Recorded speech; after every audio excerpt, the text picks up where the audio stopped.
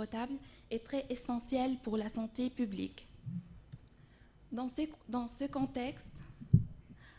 contexte, la surveillance du traitement de l'eau de la source à la station de traitement ont largement évolué à un niveau auquel on peut être persuadé qu'on fournit une eau de bonne qualité.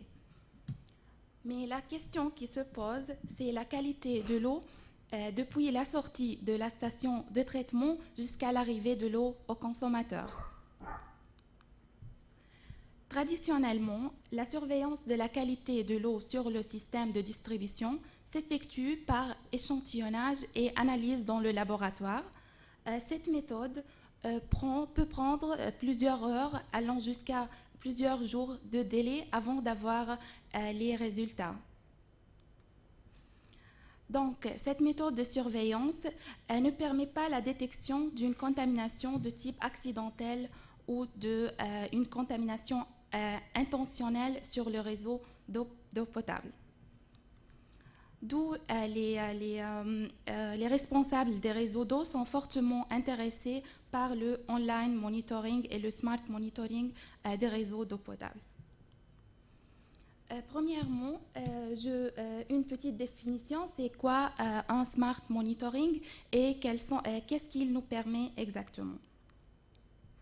Le online monitoring nous permet, grâce à l'installation de plusieurs capteurs intelligents sophistiqués sur un réseau d'eau potable, de détecter en temps réel une contamination de type accidentel sur un réseau d'eau potable. Après la détection d'une contamination ou d'un événement anormal sur la qualité de l'eau potable, le couplage d'un modèle hydraulique et d'un modèle de qualité nous permettent par la suite de localiser la source de contamination, et ce qui nous permet par la suite de prendre les options de gestion de menaces, prendre les décisions. Il faut savoir qu'il y a plusieurs capteurs disponibles dans le marché, mais peu de ces capteurs ont été étudiés dans des laboratoires pour leur efficacité et à détecter une contamination. Au début de mon travail, la question qu'on a posée, c'était quel capteur installer et quel capteur choisir pour les installer sur le site de Sunrise. Après l'étude bibliographique, on a sélectionné les 3 capteurs suivants qui sont le capteur IntelliSense de Intellitech, le capteur, la station S-Scan et la station EventLab ces capteurs nous permettent de mesurer minute par minute plusieurs paramètres de l'eau allant jusqu'à 13 paramètres physico-chimiques de l'eau et l'indice de réfraction de l'eau. Avant d'installer ces capteurs sur le site du campus, on a voulu tester ces capteurs dans des conditions dans le laboratoire. C'est pour ça qu'on a mis en place une station pilote à l'échelle laboratoire pour étudier l'efficacité de ces capteurs. Une fois l'efficacité de ces capteurs est étudiée, ces capteurs sont à implémenter sur le site du projet Sunrise, sur le site du campus de Lille 1. D'abord, je vais présenter la station pilote qu'on a construite dans le laboratoire LGCGE. Cette station pilote de 61 mètres de longueur et qui comprend un ensemble des vannes, des valves, des équipements hydrauliques qui nous permettent de reproduire les conditions de circulation de l'eau dans un réseau réel, mais sur une station à l'échelle laboratoire.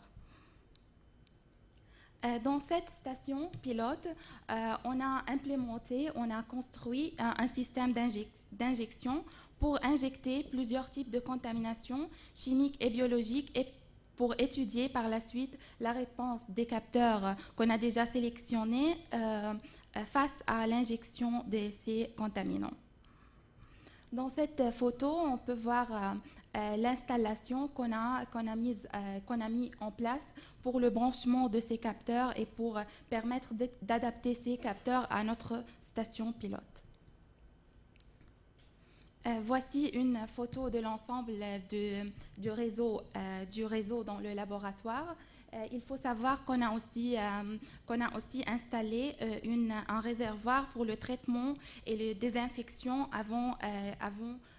après chaque expérience d'injection des contaminations chimiques ou biologiques. Je veux présenter pour mieux simplifier les démarches expérimentales et les expériences qu'on a fait. Je présente ce schéma. On peut voir que les capteurs sont connectés, les 3 capteurs qu'on a sélectionnés sont connectés à notre réseau. Et comment on fait l'expérience? Avant chaque expérience, on fait passer l'eau pour plusieurs heures pour avoir un niveau stable ou bien des mesures stables pour la qualité normale de l'eau avant d'avoir l'événement, de créer l'événement de contamination. Et à un instant donné, on fait une injection de contamination de 2 litres de contamination et les capteurs continuent à mesurer les paramètres de qualité de l'eau et à envoyer ces données minute par minute à un serveur web où ces données sont traitées pour détecter un événement de contamination. Je vais présenter un exemple de mesure par Optica pour une contamination chimique et après un événement de contamination biologique et les mesures par scan. D'abord, par Optica, on a fait une injection à différentes concentrations de pesticides, de glyphosate exactement, des concentrations allant de 5 mg par litre jusqu'à 40 mg par litre. On peut voir la réponse du capteur à l'injection de ces contaminants. Et on peut voir que l'intensité du signal augmente avec l'augmentation de la concentration ajoutée.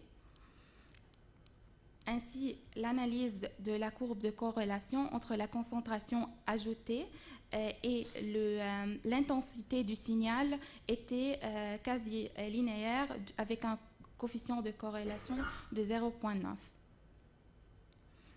Ainsi, je vais présenter les résultats par scan pour une injection de contamination biologique Escherichia coli.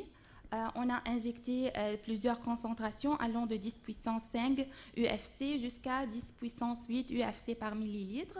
On peut voir, j'ai ici présenté seulement les résultats des 4 paramètres.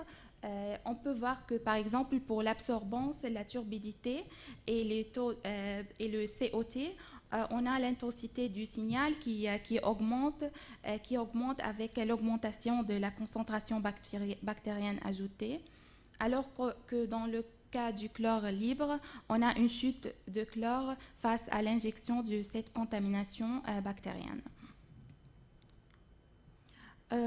Il faut savoir qu'on a injecté plusieurs types de contamination chimique et plusieurs types de contamination biologique. Et les résultats ont montré une nécessité d'utilisation de différents types de capteurs pour assurer la détection de différents types de contamination. La prochaine étape dans notre travail, c'est l'installation de ces capteurs de qualité sur le réseau réel du campus. Pour cet objectif, on a prévu 5 emplacements pour ces capteurs d'une façon de couvrir la totalité du campus de Lille 1. C'est tout. Merci Yamani.